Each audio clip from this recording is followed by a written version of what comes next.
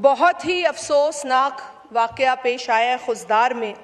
इसकी जितनी भी मजम्मत की जाए कम है। मेरे कॉलीग ने यहाँ बात की है और उनकी हर बात से मैं सहमत हूँ, क्योंकि दहशतगर्दी से लड़ने के लिए हमें एक कौम बनना होगा। जब तक हम दहशतगर्दी और इंतहा पसंदी जैसे नासूर से मिलकर मुकाबला नहीं करेंगे, हमें वो कामयाबी हासिल नहीं हो सकती जिसके हम ख्वाहां हैं। पिछली एक हुकूमत ने गलत भी फैसले किए हैं, उसका भी हमें खमियाजा भुगतना पड़ रहा है, अफसोस के साथ कहना पड़ता है।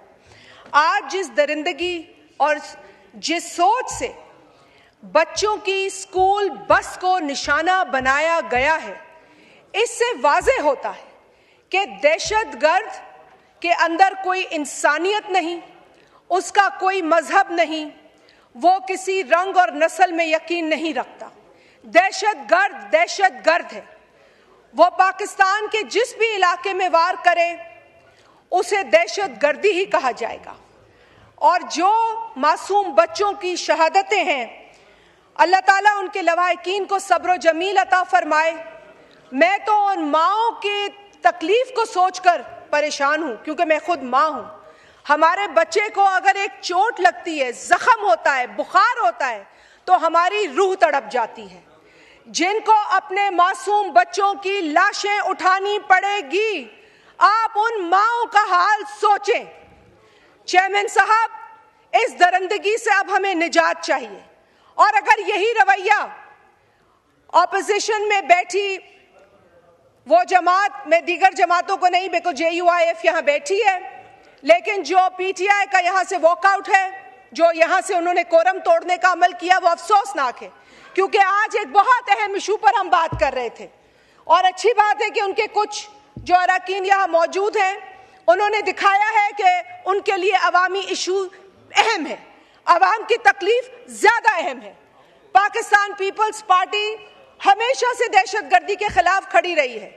चेयरमैन बिलावल साहब आंख में आंख मिलाकर दहशतगर्द से मुखातिब होते हैं, उसको ललकारते हैं, जिस तरह उनकी शहीद वालदा शहीद मोहतरमा बेनज़ीर भुट्टो साहिबा किया करती थी। सर, हमने लाशें उठाई हैं, हमने अपने कायदीन की लाशें उठाई हैं, अपने कारकुनान की लाशें उठाई हैं। हमें पता है दहशतगर्दी कैसा नासूर है, क्या नासूर है।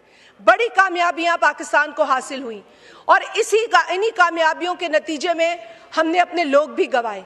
90,000 पाकिस्तानी शहीद हुए हैं सर, चाहे वो आर्म्ड फोर्सेस के लोग हों, चाहे वो आम आवाम हो। हमारे मदारिस, हमारे स्कूल्स, हमारी मसाजिद को टारगेट किया गया। इसीलिए मैं कहती हूँ कि ये कोई मजहब की बात नहीं है।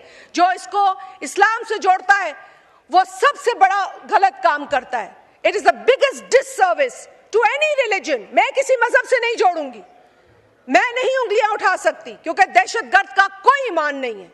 वो जिस दरिंदगी से पाकिस्तान के बच्चों पे वार कर रहा है, हमें उसी तरीके से उससे निपटना चाहिए। I am happy to hear कि गवर्नमेंट ने अपना रिजॉल्व दिखाया है सर। आज भी हम जो भारत की जारियत है उसका जवाब दे रहे हैं। हमने उनके पास होने वाली दहशतगर्दी के कार्रवाई को कंडेम किया, उन्होंने जाफर एक्सप्रेस की कार्रवाई को कंडेम नहीं किया। और इससे साबित होता है कि इंडिया जो है वो मुस्तकिल मोदी सरकार जो है वो दहशतगर्दी को प्रमोट कर रही है। अब तो उनके ताने बाने तालिबान से भी मिल रहे हैं। ये बातें सामने आ चुकी हैं कि वो लोगों को हायर कर रहे हैं पाकिस्तान में इंस्टेबिलिटी के लिए, और जो अपने ही मुल्क में इंस्टेबिलिटी की कार्रवाइयां डालें, जिसे हम फॉल्स फ्लैग ऑपरेशन कहते हैं, वो फिर किसी भी मुल्क से मुखलिस नहीं हो सकते सर।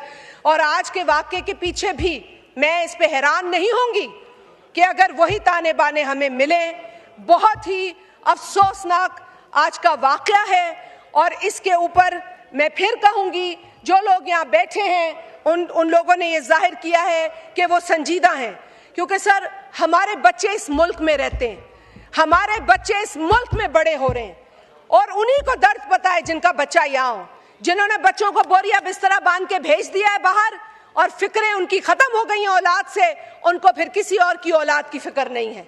मगर हमें है, इसलिए इस फ्लोर पे as a mother, as a parliamentarian and as a representative of party जो सबसे बड़ा निशाना बनी दहशतगर्दी का, हम ये रिजॉल्व करते हैं कि we will continue fighting this menace of terrorism, this menace of extremism. हमें ये खत्म करना होगा sir, because enough is enough. This is not going to go on like this. Because अगर हमने अपनी कोई कभी कहीं भी दिखाया कि हम में दरार है, तो फिर वो जो हमारा दुश्मन, हमारे बच्चों का दुश्मन, हमारे अमन का दुश्मन है, ये उसको खुश करने के मुतरादिफ होगा।